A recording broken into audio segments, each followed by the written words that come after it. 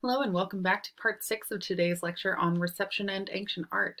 And in this part of the lecture, I'm going to be discussing a little bit more about the dark side of classical reception, although in this case turning away from political movements and authoritarianism, and instead talking a little bit about forgeries, looting, and the world of the antiquities trade. So my header slide here, I have two images. The first on the left is a picture, a time-lapse picture of 2011 and 2015 at Dura Europos, so that city that we discussed during our discussion of mystery cults with the lively multi-religious culture. And so that town that I hope you have developed something of a fondness for, between 2011 and 2015, became completely pockmarked with robbery pits.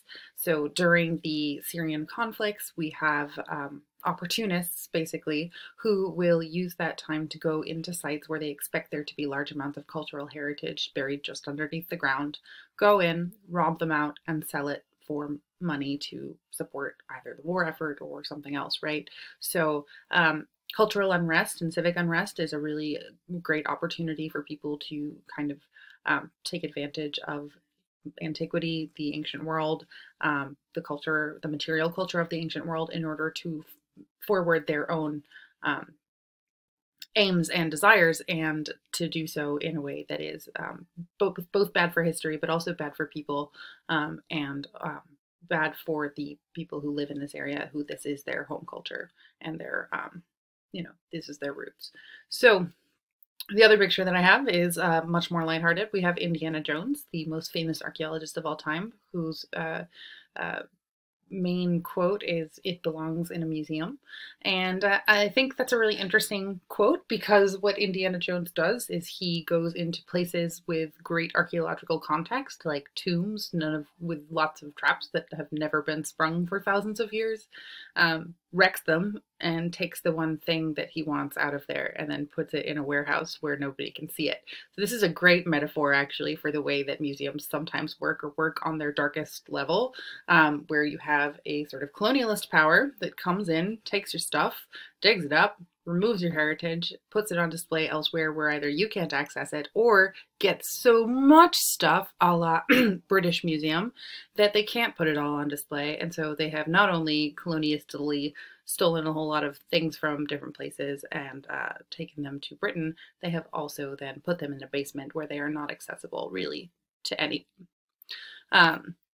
So the world of museums is wonderful. We've discussed this before. There's a lot going for the Encyclopedic Museum in terms of spreading culture and having people take a broader perspective on the world around them and its past. But at the same time, there's also this tension where if you remove material, oftentimes monetarily valuable material, from its home country and put it somewhere else and give it control, give control over that material to usually a country that is already in some sort of better economic position, that is problematic in various ways.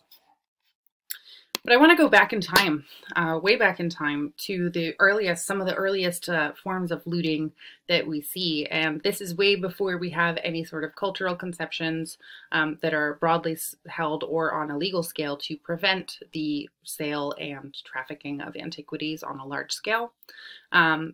All the way back in the medieval period, we have the mummy trade in Egypt and beyond. And part of the mummy trade actually stemmed from a basic misunderstanding of Arabic, which was in Islamic medicine, mumia, or bitumen, was used in some Islamic forms of medicine and was effective for certain ailments.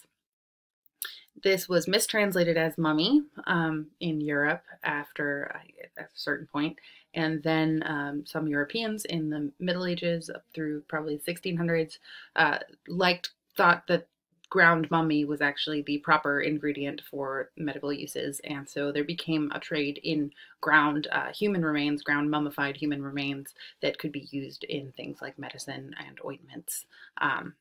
So it starts off as a very literal mistranslation. Over time, people started to realize that this was just a mistranslation, and that in fact mummy powder was not the ingredient they even wanted and was probably not a good thing to be using in their medicine. But the attention then kind of shifted over to these things like unwrapping parties and other large-scale lectures on Egyptian artifacts that had been taken from Egypt over usually into Europe or the United States. So in this case, I just have one photograph from the last known mummy unwrapping by lecturer Margaret Murray, who is right here, center, with her unwrapped mummy. And during these occasions, people would get a souvenir mummy, a souvenir human, ancient Egyptian, who had been perhaps in their tomb for 2,000 plus years, 3,000 years, 4,000 years. Here we have an image of the mummy trade on the streets of Cairo in the 1800s. So they would unwrap the mummies for entertainment and scientific purposes, and discuss what they found. And unwrapping a mummy is a process that involves, finding amulets that had been tucked in through this really elongated, formalized ritual process of mummification. So it wasn't just about unwrapping a body. There were other things to find along the way. But this was considered a form of entertainment for much of the Victorian period and era, something that is, contrary to contemporary societal ideals and aesthetics, most certainly. So mummies were, of course, not the only souvenir that you could bring back from a grand tour trip to the ancient world, to the great sites of the ancient world. We discussed replica forgery lamps in another context before, but I wanted to show you some more just to give you an example of just how many of these there are and how frequently forged Roman lamps were, as well as other small portable objects like figurines, little statuettes, even things like curse tablets, right? Like small portable objects that you could kind of pocket in, or put in your trunk, get taken back home, and say, look, I've got a piece of the ancient world here.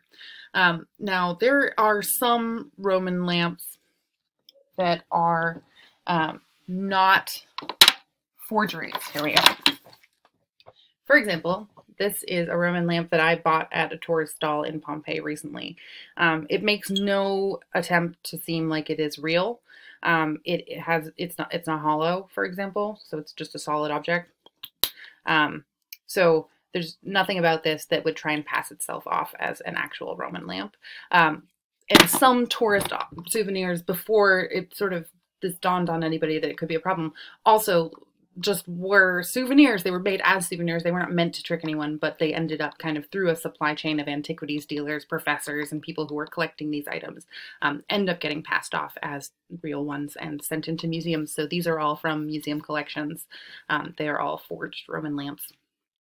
And because Roman lamps are A, such a common archaeological find, and B, were donated en masse by so many collectors throughout the 20th century, many times museums actually haven't done a lot of study on these objects. They kind of sit in storage. Not a lot of them are often on display, or at least like a small fraction of the collection might be studied and put on display, and the rest are in the basement. So if you want to become a Roman lamp forgery hunter for various museums, that's a job that could exist someday. If we're lucky.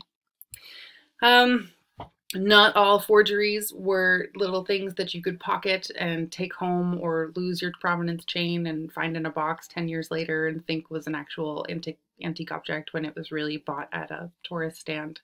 Some of them were quite sophisticated forgeries that were designed to fool experts.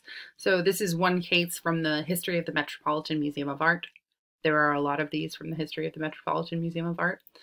So this was an 8-foot tall terracotta statue of a warrior that was said to be Etruscan. It looked weathered, it had some cracks, it had that wonderful lustrous black quality of the Bouguereau fabrics that we've looked at way back when in the early days of our class.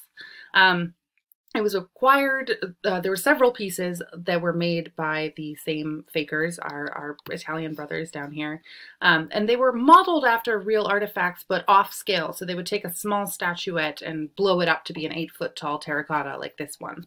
Now, they were to a contemporary expert on Etruscan art, this would not have fooled them for a moment, because the clay was not fired the right way. It had been painted, it wasn't black all the way through.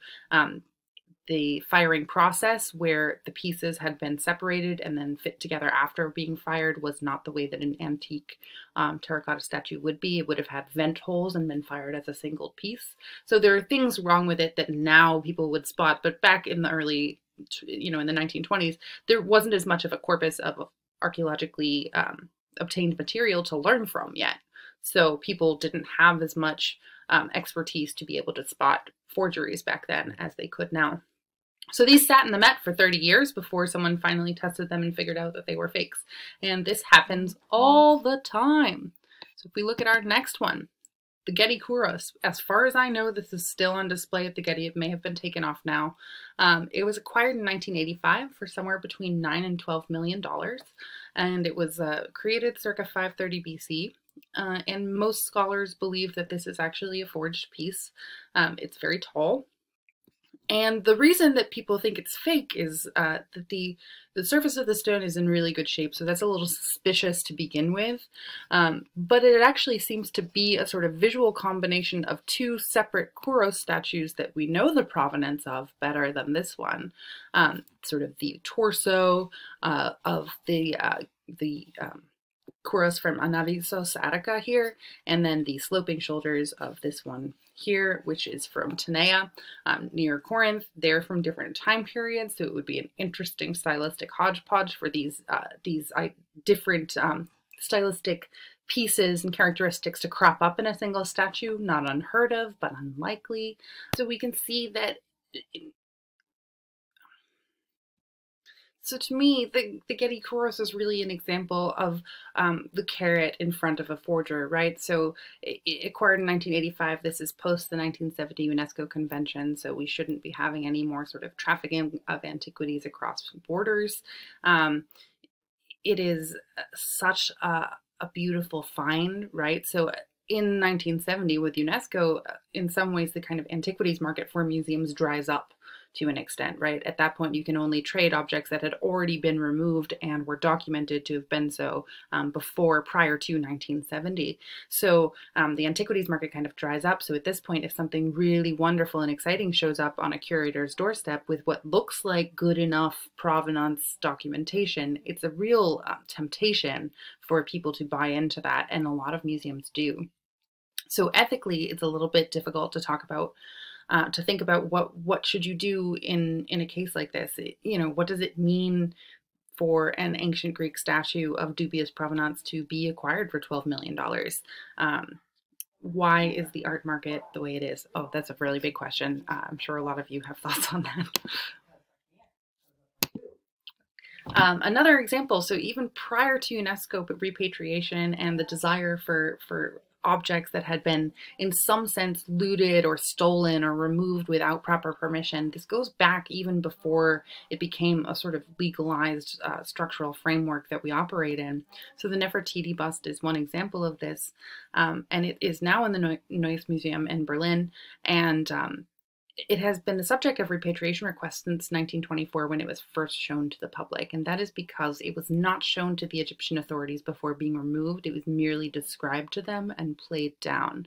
And this is at a time period when foreign excavators working in Egypt and some other places as well could divide the finds between the Egyptian authorities and themselves and take some things home with them. So even with that kind of structure in place where it was okay to remove objects from Egypt or from other places, homes of these antique objects, it was not necessarily always done honestly. And so there are repatriation requests that date back far beyond UNESCO as well. This is just another example of a famous piece that was looted and then repatriated from the Metropolitan Museum of Art. I suggest you look it up. It's called the Euphronios crater. This is, finally, I want to put a plug in on eBay and on other sites on the internet. Even today, there are available looted antiquities.